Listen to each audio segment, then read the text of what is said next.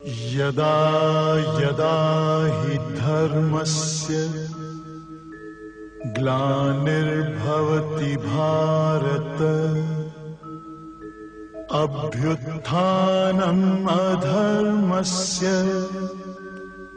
तदात्मानं सृजाम्यहम् परित्राणाय साधूनां विनाशाय च दुष्कृतां धर्म संस्थापनार्थाय संभवामि युगे युगे।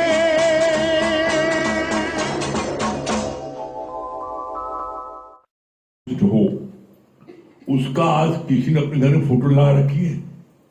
कोई उसकी पूजा करता है? किसी करता है जिसने अपना जीवन सर्व के हित के लिए दिया है, चाहे वो राम हो, चाहे वो कृष्ण हो, चाहे वो गुरु नानक हो, चाहे वो कबीर हो, चाहे वो विवेकानंद हो, कोई देख लो आप, सब लोग अपने घर में मंदिर में के फोटो लगा के पूजा करते हैं। क्यों? क्योंकि इन्होंने जन कल्याण किया है। तो क्या आपके मन में भावना नहीं आती कि हम भी जन कल्याण में लगे? तो बोला यहां पर, और इसमें जन कल्याण में सबसे अच्छी बात है, सबसे अच्छी बात क्या है कि तुम दुनिया की कोई चीज, कोई पदार्थ, धन, वस्त्र, आंख, किडनी, ब्लड, तुम दुनिया का कोई भी चीज दान कर दो, उसके बावजूद भी उस दान का गलत परिणाम निकल सकता है। जिसको आप दान दोगे गलत परिणाम निकल सकता है, जो भी दान दोगे। एकमात्र गीता ज्ञान, इसका दान करते हो तो इसका गलत परिणाम नहीं निकल सकता। क्यों? गीता ज्ञान का दान करने पर उस व्यक्ति का विवेक जागृत हो जाता है। तो अब जो भी कर्म वो करेगा उसका भुक्तभोगी वो होगा, आप नहीं होगे। आपने किसी चीज का दान किया, जैसे आपने धन का दान किया, भाई बड़ा गरीब है उसको धन दे दे। अब उस व्यक्ति ने उस पैसे से पिस्टल ली और अपने दुश्मन को मार दिया, उसका दोष आप पर आएगा।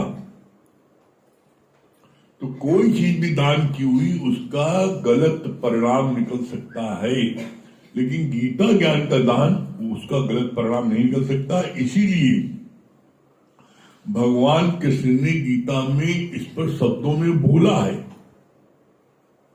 जो मेरा ये गीता ज्ञान, मेरा ये ब्रह्म ज्ञान मेरे प्यारों में बांटता है, वो मेरा अतिशय प्रिय है।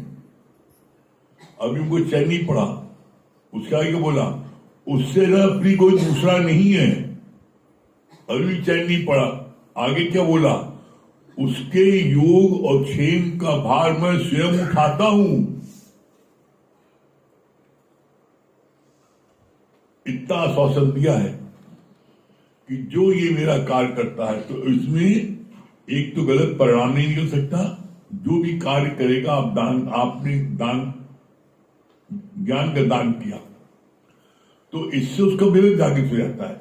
अब विवेक जागृत होने मतलब होता है अच्छे बुरे की पहचान। अब जो भी कार्य करेगा उसका परिणाम वो भोगेगा। इसीलिए इस ज्ञान को सुनने और सुनाने दोनों के लिए गुरु जी ने बोला है। क्या बोला है? गुरु की करनी गुरु भरेगा और चेले की करनी चेला भरेगा। यहां कोई बच नहीं सकता।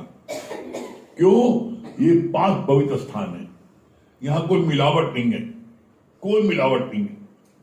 तो ऐसे पाक पवित्र स्थान पर आकर के हम अगर गुरु के कार्य को न करें तो हम सबका कौन भागा है। आगे बोला, कितनी अच्छी बात बोली कि कोई भी पद, कोई भी धन तुम्हारे साथ नहीं जाएगा, लई लंगोटी तोड़। ध्यान देना, जब मुर्दे को जलाने लगते हैं तो उसके बदन के सारे कपड़े उसको जो है उतार देते हैं, नहलाते हैं और फिर चद्दर पर रखते हैं और आपके एक भी चीज उसके पास नहीं होती है कि अगर वो एक चड्डी पहने हो तो कहीं अंदर चड्डी के अंदर नारे में घुस रहे हो गन्नी, तो कहीं कोई चीज सारी चीज उसकी उतरवा ली जाती है। लई लंगोटी तोड़, लंगोटी भी तोड़वा देते जैसे एकदम ओरिजिनल अवस्था में। जैसे बच्चा पैदा होते समय निवस्त्र आता है, कोई वस्त्र नहीं होता, उसी समय जाते समय वो भी निवस्त्र जाता है, कोई हिसाब नहीं आता। ये प्रकृति का नियम है। फिर क्या बोला, बच्चा लेटे लेटे आश्रम, बच्चा लेटे लेटे आकाश में गंधर्व नगर बनाता है, पर क्या वो आकृतियां सत्य हैं? Question mark. जगत में भी जो दिखता है क्या वो सत्य है? यहां तक कि ये देवी क्षण क्षण बदलने वाली है। कितनी प्यारी बात बोली है। आप जब खुले आकाश में लेटो तो ऊपर आकाश में आकृतियां बनती रहती है, इसको बोलता है गंधर्व। तो वो आकृतियां कुछ देर रहती है, फिर गायब हो जाती है। तो उसी प्रकार से ये जगत भी क्या है, उसी प्रकार से जगत है। जगत में जो तुम्हें दिख रहा है, जो दिख रहा है सब चल रहा है, कोई चीज रहने वाली नहीं ना। जो भी जगत में आपको दिख रहा है वो सब जाने वाला है, कोई चीज रहने वाली नहीं है। ये इसी बात को भगवान शंकर ने मुहर लगाई है। भगवान शंकर ने कहा है अपनी पत्नी से, पार्वती से, उनका नाम उमा भी था, बोला उमा कहूं मैं अनुभव अपना, सत्य हरि भजन जगत सब सपना। ये सारा जगत सपना है। जैसे रात में सोते समय आप सपना देख रहे हो कि आपको सांप ने काटा, डॉक्टर ने आकर के चीरा लगाया, ऑपरेशन किया, मल्लम पट्टी की, दवा दिया और उसके बाद में उसने कहा 10,000 दो, तो आप 10,000 रुपए। अब चौक गए, जगे तो देखा ना डॉक्टर है, न मल्लम पट्टी है, न कुछ है, गायब हो गए ना। तो जगने पर आपको सपना गायब हो गया। इसी तरीके से अभी आप अज्ञान की निद्रा में सो रहे हो। जैसे रात में सोते समय तुम सपना देख रहे थे, उसी तरह अभी आप अज्ञान की निद्रा में सो रहे हो। जिस पल आप ज्ञान आपको होगा, बोला ज्ञान भया तो कर्म ही नाश।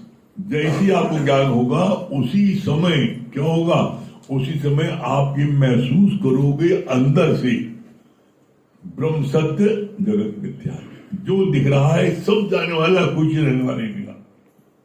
तो जो चीज रहने वाली उसके लिए, जो चीज रहने वाली नहीं उसके लिए हम अपना दिल क्यों उठकाएं, उसके लिए अपना समय क्यों नष्ट करें? जो सत्य है उसके लिए हम करें ना। हम इसके लिए करें, उसके लिए करें, बिटवा मकान बना दे, बेटी शादी कर दे, सब अरे सब जाने वाला है, कोई चीज रहने वाली नहीं। मिथ्या चीज के लिए तुम परेशान हो रहे हो और जो सत्य परमात्मा उसके लिए चिंता नहीं तुमको। इसीलिए एक लाइन आती है, चिड़िया चुग गई खेत तो पछताने क्या होता है। जब सारी जिंदगी सत्संग आए नहीं और जब टांग टूट गई, बिस्तर पकड़ लिया, हे हमें भगवान कोई बताओ, गुरु की बात बताओ, कौन बताई तुम्हें? जब तक तुम्हारा पैर चला, जब तक तुम नोट कमाओ। अब क्यों को फुर्सत है? तुमने तो कभी किसके पास गई नहीं, आज तक कभी आप किसी भी प्रेमी के पास गए, किसी रोगी के पास गए, किसी के अस्पताल में गए, किसी दुख सुख में गए? जब आप नहीं जाओगे कौन आप फंसाएगा? ये दुनिया जो है ना वाइसी वर्षा है। आप दोगे तो मिलेगा, नहीं दोगे नहीं। कैसे? आप देख लो, आप कुएं के अंदर झांक के आवाज करो, जो आवाज करोगे वही पलट के आएगी। आप बोलो राम, पलट के आएगा राम। बोलो साले, साले, आवाज आएगी पट से तुरंत। इसी तरीके से जगत जो है क्या है, जो तुम दोगे दुनिया को वही तुम्हें मिलेगा। अब तुम देते क्या हो देख लो, देते हो गंदे वाइब्रेशंस, देते हो नफरत, देते हो 420, और तुम ये चाहते हो हमें जो है अगला ईमानदार मिले। इसलिए गुरु ने बड़ी अच्छी बात बोली है, दुनिया में बेईमान से बेईमान सेठ, दुनिया में बेईमान से बेईमान सेठ चाहता है मेरा मुंशिया ईमानदार हो, अपना चाहे जितनी बेईमानी करे, लेकिन मेरा मुंशी मेरा स्टाफ ईमानदार हो। कैसे ईमानदार होगा? जब तुम बेईमानी करो तो कैसे ईमानदार होगा? फिर बोला, कितनी अच्छी बात बोली, ज्ञानी इस जगत को देखते हुए भी अंदर से सारा खेल करके ही जानता है। बाहर की सृष्टि में जो किसी भी उलझन या विक्षिप्तता को प्राप्त नहीं होता। तुम भी जब पूरे जगत से अनअटैच डिसइंटरेस्टेड हो जाओगे तो एक आनंद की अनुभूति होगी। कितना की पॉइंट बोला है, क्या कहा? जब दुनिया से मैं मेरे से अनअटैच हो जाओगे, जो तुमने भी गांठ बांध रखी है ना कि पति को गरम गरम खाना देना है, ऐसा ना डांट पड़ जाए, बिटवा के टिफिन देना है, अनअटैच। अरे भाई, तुम्हारे को सबसे पहला कर्तव्य, सबसे पहला तुम्हारी ड्यूटी, सबसे पहला तुम्हें अपने जीवन के उद्धार की चिंता होनी चाहिए। दुनिया में तुम्हारा सब काम कोई कर देगा, बेटी की शादी कर देगा, बेटी की शादी कर देगा, बेटी की नौकरी लगा देगा, व्यापार करा देगा, घर बनवा देगा, सब काम कोई ना कोई कर देगा। पलते अलग अलग है प्राणी, पालने वाला एक है। मैं पाल रहा हूं, तुम नहीं पाल रहा है।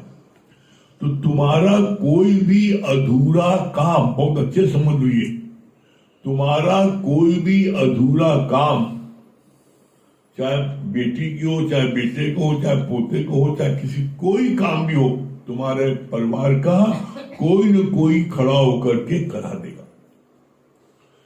तुम्हारी मुक्ति दुनिया का कोई व्यक्ति भी नहीं कर सकता। दुनिया का कोई व्यक्ति तुम्हारी मुक्ति नहीं कर सकता।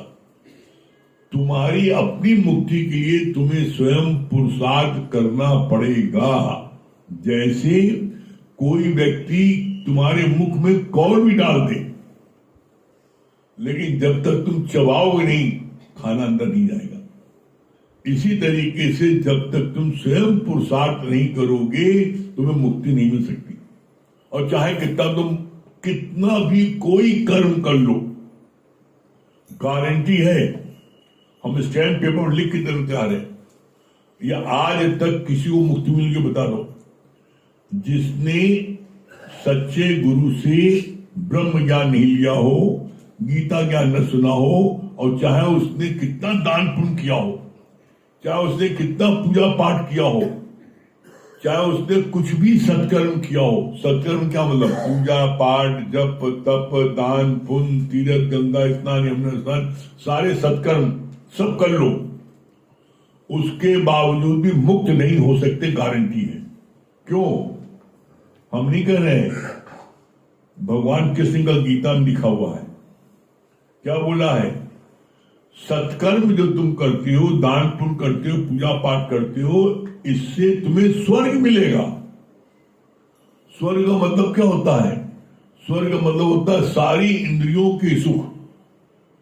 तुम्हें आंख से खूब अच्छे अच्छे कोठी बंगले में रहोगे, थोड़ा बाग बगीचा होगा, सुंदर पत्नी होगी, बेटा होगा, बेटी होगी, सुंदर, दुनिया के सारे सुख मिलेंगे। दुनिया के सारे, स्वर्ग मतलब होता है सारे सुख। और बदकर्म करोगे तो तुम्हें नरक मिलेगा। नरक कैसा है? यही, तुम्हारे सामने तुम्हें गाली बकेंगे, तुम्हारे सामने तुम जो घसीट घसीट चल रहे हो, चल नहीं पा रहे हो, तुम्हारे सामने जो तुम्हारा फ्रैक्चर है, तुम्हें इलाज के लिए पैसा नहीं ना, तुम जलाल की जिंदगी जी रहे हो, ये सब नरक है। लेकिन मुक्ति जो है मिलने का सिर्फ एक मार्ग है, स्पष्ट शब्दों में गीता में है, जो मेरा ये ब्रह्म ज्ञान जो मेरा ये गीता ज्ञान सुनता है उसको मुक्ति निश्चित मिलती है। इसीलिए देखो आगे और क्लियर कर दिया है। क्या क्लियर कर दिया है? ब्रह्म ज्ञान की एक बूंद, ध्यान दो आप, ब्रह्म ज्ञान की एक बूंद मस्त करे दिन रैन। अगर एक बूंद भी आपके अंदर चली गई तो ये आपको रात दिन मस्त करेगा। मस्त कब कर सकती है? जब आप निर्विचार होंगे।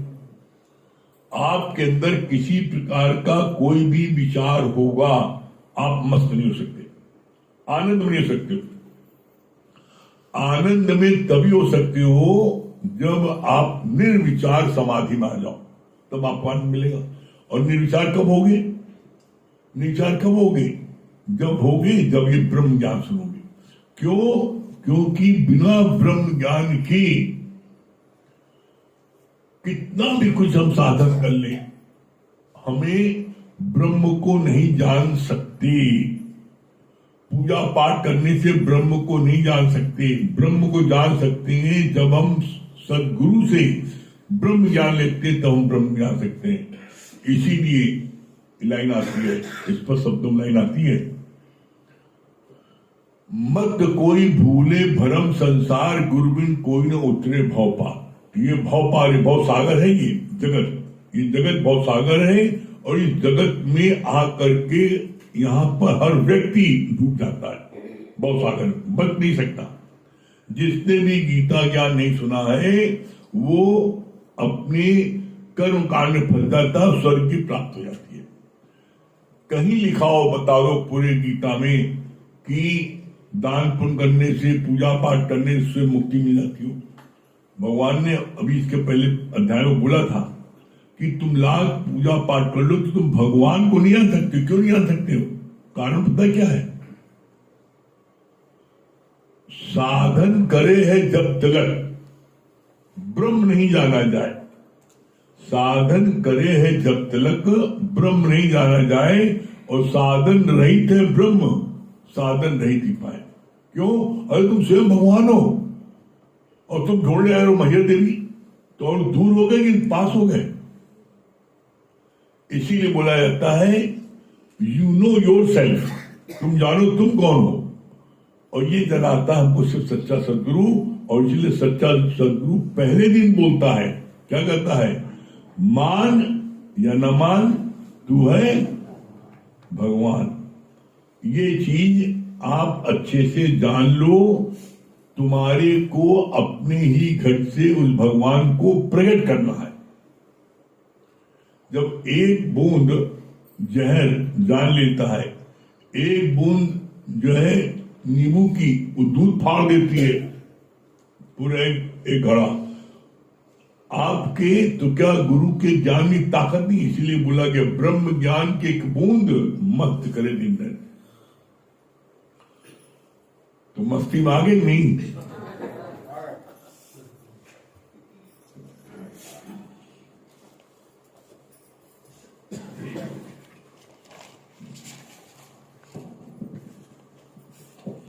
सभी प्रेमियों को हरिओम, राम राम। चरणों में तेरे रहे करे भगवन, प्यार ही प्यार मिला। चरणों में तेरे रहे करे गुरुवर, प्यार ही प्यार मिला। श्रद्धा से जब पूजा मेरे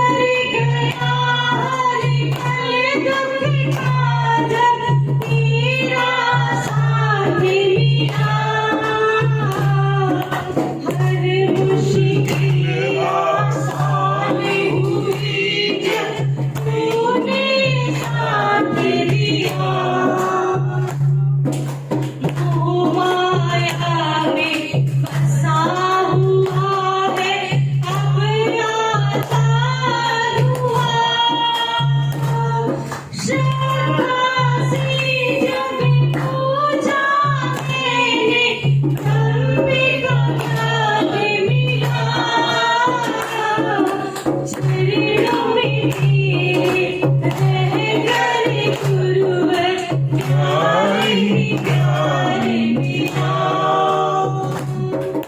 जीना मरना सीखा भगवन जग में जी करके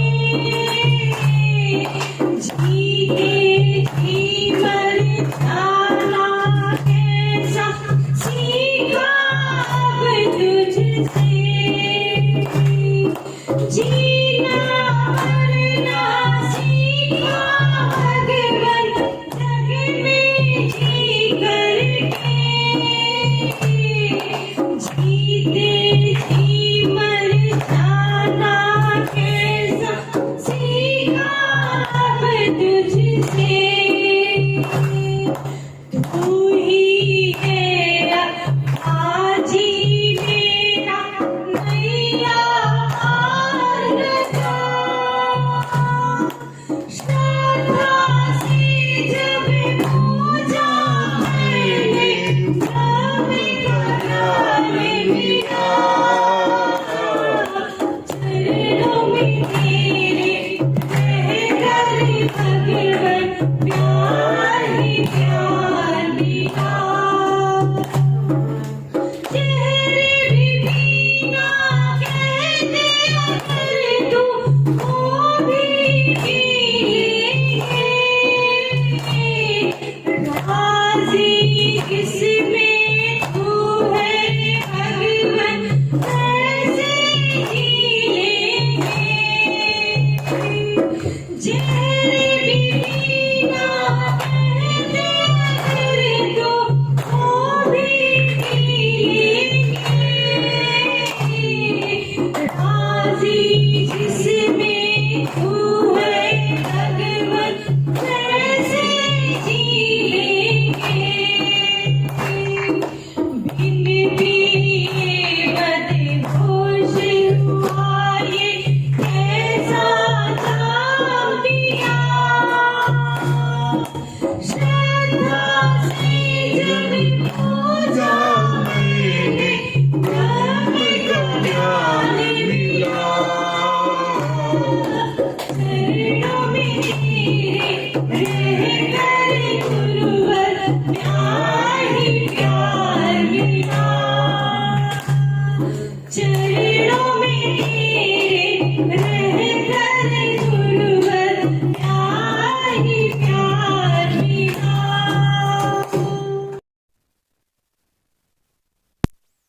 हाँ, दो भाई अर्पणा जी भी दो भाई